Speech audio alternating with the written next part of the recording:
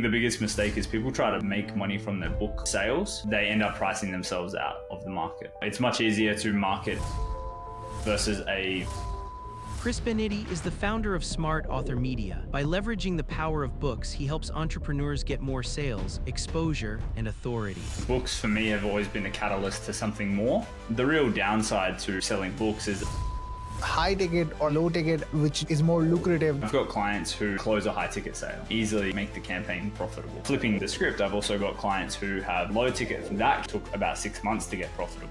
But once profitable, it was monthly recurring revenue. Where you found your niche, what were the misconceptions that got broken? I always overcomplicated ads, running the ads and getting results for clients. I figured out a simple process to get sustainable results. If people are focusing on the funnel only and not on other platforms, does that hurt legitimacy for that author? I think it does make you look less legit if you only have external platforms. I would just recommend.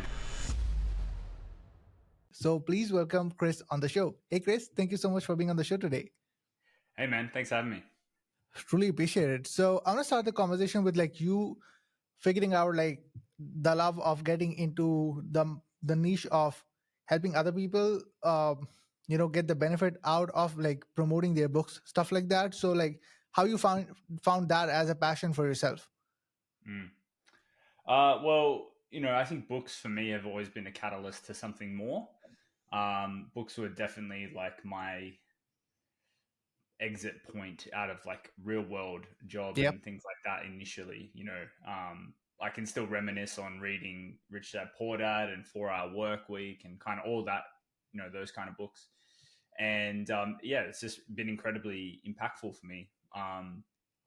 And so, out of a necessity in business, I kind of had to pivot just because I was kind of stuck in a bit of a rut with my old agency, selling sales funnels and funnel conversion rate optimization. And we were just selling projects. So it was every single month, start from scratch. And there was really no clear defined niche that we worked with.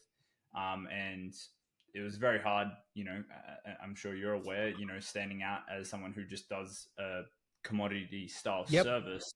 And there's dozens, if not thousands of people who also offer a similar service. Yeah. So I started working with a mentor and, we're still working together today, a couple years later. And he basically just said two things like recurring revenue and have a niche that you work with. And that basically kind of led us down to doing some market research, finding that the author niche was kind of underserviced from a marketing perspective. And, naturally aligned with my love and passion for reading books. I've probably read, 70 plus business books over the years. So it's just one of those things that I love to do. I don't really have heaps of time to do it today, but, I know that the benefits are vast. And the people who read the books, if it makes sense, they typically want to work with the authors in some capacity. And that really just aligns very well with our marketing style and how we essentially sell books, but then turn those book buyers and readers into clients for my clients and their author business or their coaching business or whatever it is. Yeah, that's really amazing, especially when you're kind of able to position yourself in such a way where even for me personally, couple years down the road, when anybody ask about something relevant to books, promoting books, getting help out of it, your name first comes into my mind. I'm Chris is the guy, right? The way that you actually been able to got it done. And one thing that you said which is also really interesting, I would love to dive deep into that, is how much you think is continuity in general is more important. Do you think the term high ticket or low ticket, which looks one way or the other, either more fancy or stuff like that, how you think a continuity is more lucrative than one way or the other than the other options? What do you think? Well, I've seen both work. I think it really comes down to the product and how well the founder can sell the product for the most part. So, I've got clients who have books and we market the books, and then on the back of the book, we get people to, schedule strategy calls or, sales calls. and then they close a high ticket sale. And Mm. it's very easy for them to go, cool, we've sold 100 books this month, and maybe 1 or 2% has bought, programs or masterminds or memberships or whatever on the back end that are kind of high ticket. And just based on that, we can easily make the campaign quite profitable. We're typically talking 100 book sales cost us like $3,000 on ads, maybe. And then like, let's just say another 3,000 on my agency fee. So $6,000 all in. And Yep. then they sell 1 to 2 people. Not only is the book sales funnel like kind of offsetting the ad spend initially, but then 2 people high ticket is typically between 20 and maybe $50,000 for these Mhm. guys. So, Yep. $6,000 all in for 20 to 60 or 50 is not too bad of an equation. Now, flipping the script, I've also got clients who have membership offers and things like that, and that's like their only offer. And it's just like a low ticket thing, and it sells so well because it's built so well, and the founder has built up respect, and the product is amazing, and people rave about it. Now, that campaign took about 6 months to get profitable, but Mm. once we were profitable, it was monthly recurring revenue. And so today, fast forward 2 years working with him, we essentially start every single month with 25 grand in the bank without doing anything. We don't have to close a high ticket sale. We don't have to do anything. Yeah. And so that 6 grand for him is already offsetted, and he's made $19,000 profit right away. And then we just build on that every single month.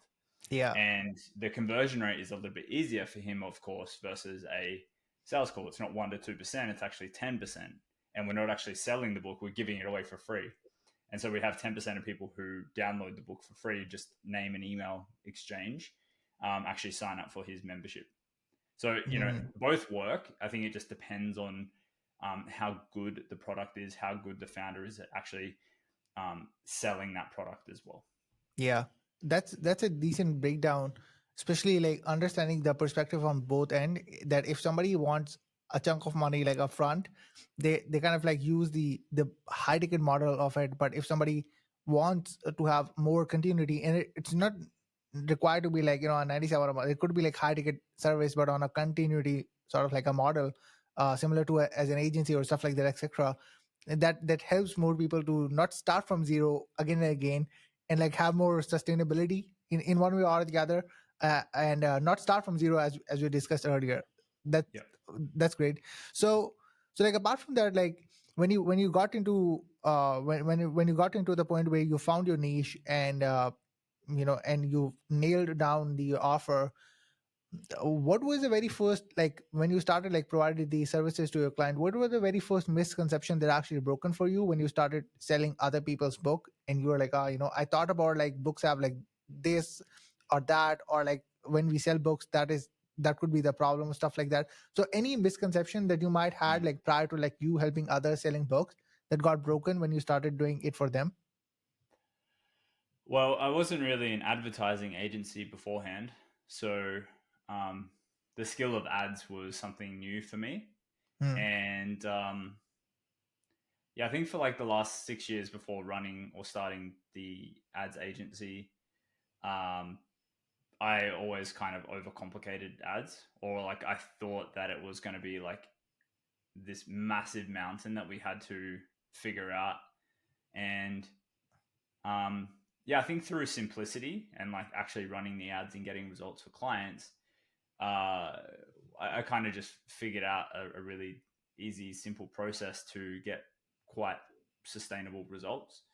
And it's a part of how we launch ads for our clients, and even how we do creative for the ads image and videos and things like that.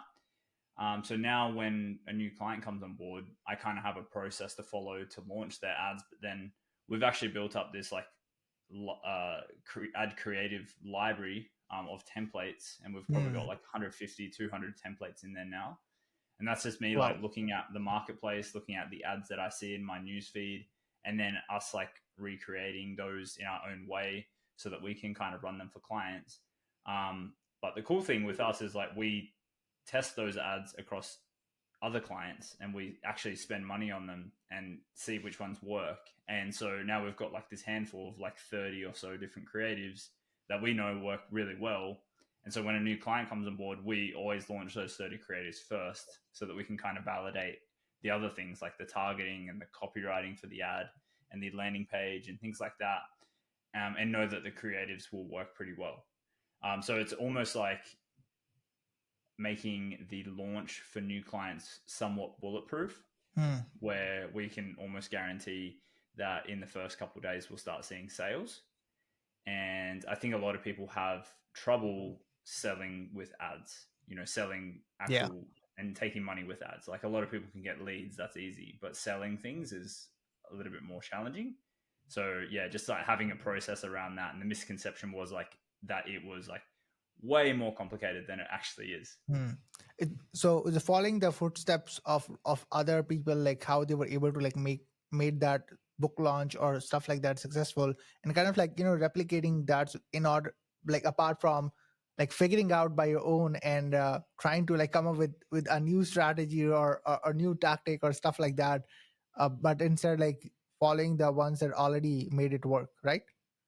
Well, no, not necessarily. So like our process is like something that I had to work on and come up with and refine through working with clients. More so the creatives, like the actual images that you see on ads and the Yeah. videos that you see on ads. I get a lot of my inspiration from actual ads that I see in my newsfeed. So that side, I definitely like kind of model and replicate. But certainly the framework of like how we launch ads is like that's kind of stuff that I had to learn and figure out. But it was more simple than I thought it would have been. Like I thought it would have been like this whole complicated thing. Got it, got it. So, like, what's the most common mistakes like these authors make?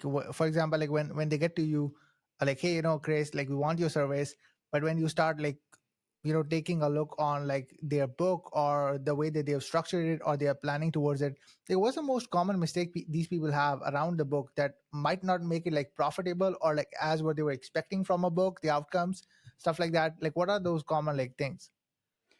Yeah, so I think it has everything to do with how they market the book and not so much how they've structured the book itself. I think the structure of the book, like most people figure that out pretty well. And I don't think it matters as much as it does on how you market the book itself. So I think the biggest mistake is people try to make money from their book sales directly without upsells and other things, and they end up pricing themselves out of the market.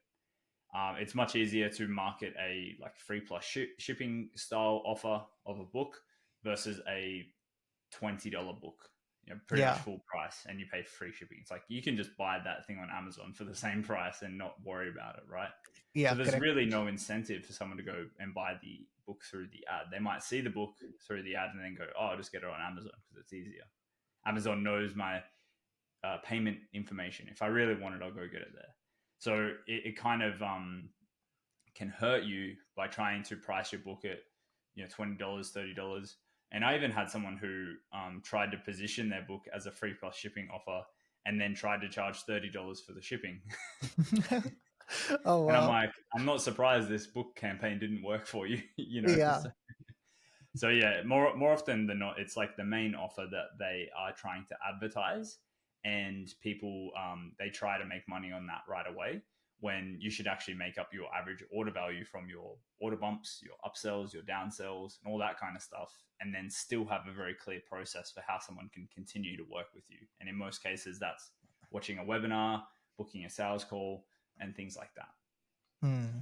Makes sense. So apart from that, like as you mentioned, like that some of the common mistakes that they actually make is like either make it like too good to be true or like too unrealistic. For example, like $30 shipping, which might not make sense for them. They might look cool, but not making sense at all.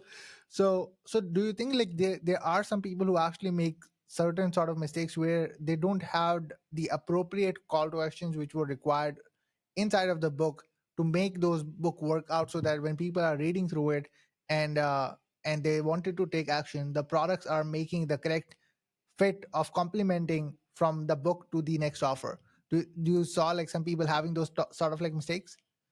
Yeah, I mean, I think it happens. I think people probably just overlook that kind of stuff, and so they release their book. They just want to give value in the beginning, and they just forget about that kind of stuff. And it's fine. You can always do, especially if you're like published through Kindle Direct Publishing. You can always just upload a new book essentially and do a Yep. revised version if you wanted to, or you can just upload a new book and it doesn't actually matter.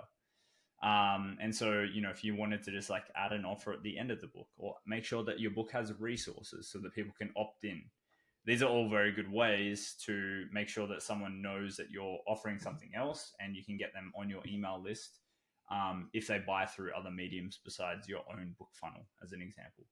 Because like the real downside to selling books is that if someone buys it through a bookstore, someone buys it through Amazon, if someone buys it elsewhere besides your own website, your own sales funnel, then that's their customer, that's not your customer.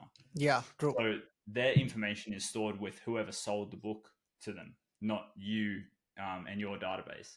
And so it's your job as an author to get that person who got your book elsewhere to actually come and be a part of your database so that you can market towards them effectively and efficiently. And the smartest ways are to have people to opt in for resources, because Yep. most people who read a book and want to actually action the book want the resources. And you see this with people like Dan Martell and like all the big players who release Yeah. big books. They don't necessarily have book sales funnels in place and whatnot, because they probably have better things to do at this stage. But ultimately, they still list build by doing the resources, and they probably still have offers at the back of the book to get someone to engage in a service or a coaching program or something along those lines as well. Yeah. Yeah. Makes sense. So, so do you think? I have a follow up question around that. That since you mentioned like for people who are selling outside of their funnel, obviously like they don't control those customers, they don't have their data, they aren't able to like even send them anything like moving further so that they could buy more products, stuff like that. Do you think if people are focusing on the funnel only, or focusing that one part and not focusing on other platforms like Amazon KDP or other like high end book selling platforms, do you think does that hurt legitimacy for that book author or stuff like that? What do you think about it? I'm just curious. Um, I think it does make you look less legit if you only have those external platforms in place. Um, so, like, one book comes to mind for me, and that's like Automatic Clients by Alan Yeah, Alan Soltamich Sulanik. and Rob.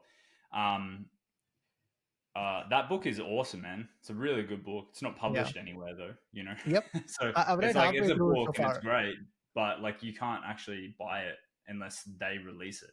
Yeah. So like it does actually help with how they market their book and the exclusivity of it and all of that. Like I think it does them wonders. But the difference between Alan and like you and I doing the same thing is like Alan has a very big audience, and it's a very like they're very much a buyer's audience. Like Yes. they love what Alan puts out. Alan posts like amazing value content like multiple times a week, and people just eat it up.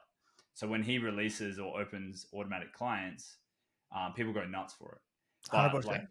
I don't think you and I have that same luxury where we could go and do the same thing, right? So the legitimacy of a book being on Amazon, I think, is important. Even if it's not your main focus as a selling platform, at least it's an option for people to go and find you. And I think this really kind of ties into why books are one of the best assets that you can market. Sure, you can do the book funnels and stuff, and like I think that's the smartest way to do it. But it doesn't matter where you sell books at the end of the day, because Yeah. books are, as a marketing campaign, they're a conversion campaign, but they're also a branding campaign. They build your authority when you sell a book. Whenever someone sees your book online and sees that it's a bestseller, or sees that it's got X amount of 5-star ratings or whatever, then that creates instant credibility in the minds of prospects. So even if they're just checking out your book on Amazon because they have a booked meeting with you or something along those lines, it's still like worlds better than if you didn't have that available, Yeah, So exactly.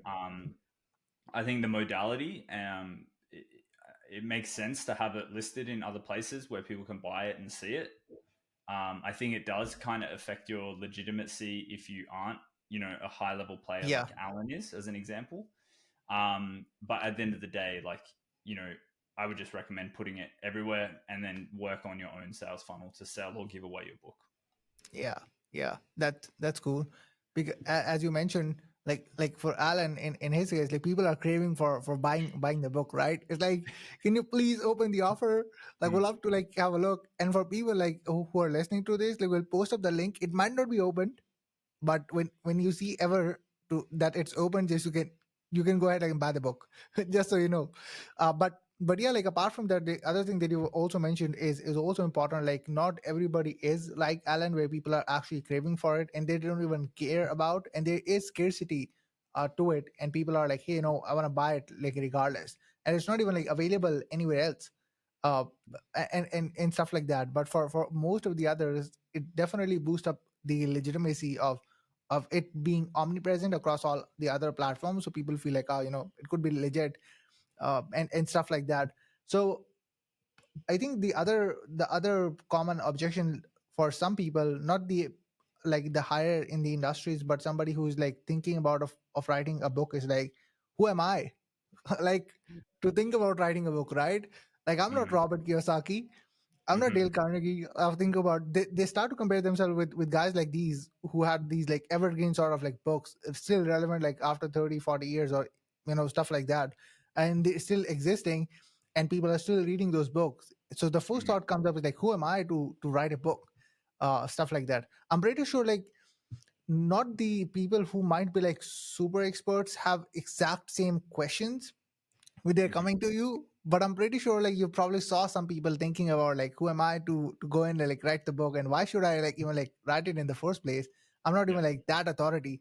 Because I feel like everybody thinks about like, I can become a coach, but not everyone thinks about like, I can write a book. Still, Mm-hmm. like the market is like still so reduced, like not everybody have the capacity, or having that internal ability to think about like, hey, I can go and write a book. so Yeah. so like, have you saw like cases like these?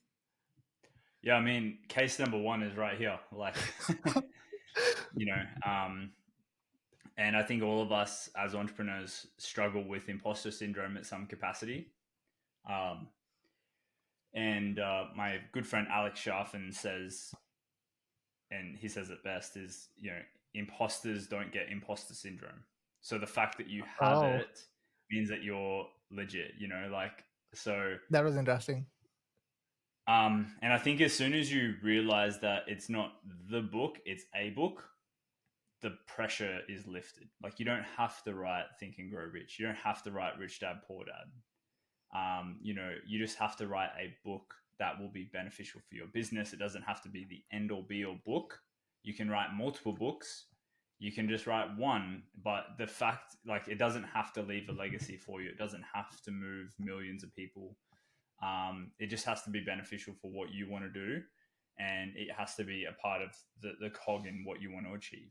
And so, if it's speaking on stage, if it's getting more leads for your business, if it's just getting your name out there more, if it's becoming a bestseller, whatever the case is, it's all a part of your machine of, either your life or your business or whatever. And it's, it doesn't have to be perfect. Yep. There's always opportunities to do new books, revised books, republish the same book, all that kind of stuff. And so just kind of taking the pressure off of the book itself, I think helps a lot. Mm, yeah.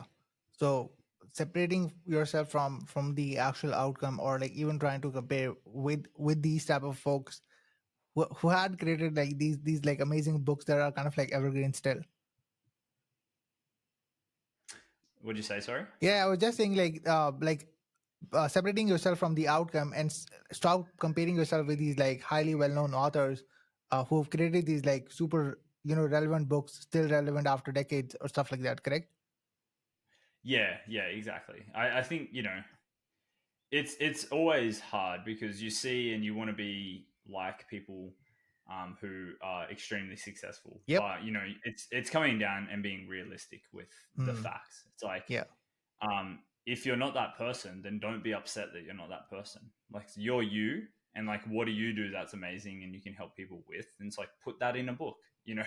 It doesn't have to be complicated, but people like build it up on a pedestal and they're like, oh, I can't do that because I'm not that person. True. Or I can't do that because I haven't achieved this. But at the end of the day, like, if you're actually an expert in what you do and what you teach or what you provide as a service, then write a book. It doesn't have to be a big book. Even it can be a small 100-page book, something that's tangible, tactical, and can help produce an outcome for someone. Like, if you do any of that kind of stuff, like, you can write a book. Yeah, love it. So, like, what's next for you? Like, what are your plans? What you're going after? If you let us know, that would be awesome. Yeah, so I'm gonna start working on my book in the next month or two, and hopefully it's kind of like a 60 to 90-day project to get it done.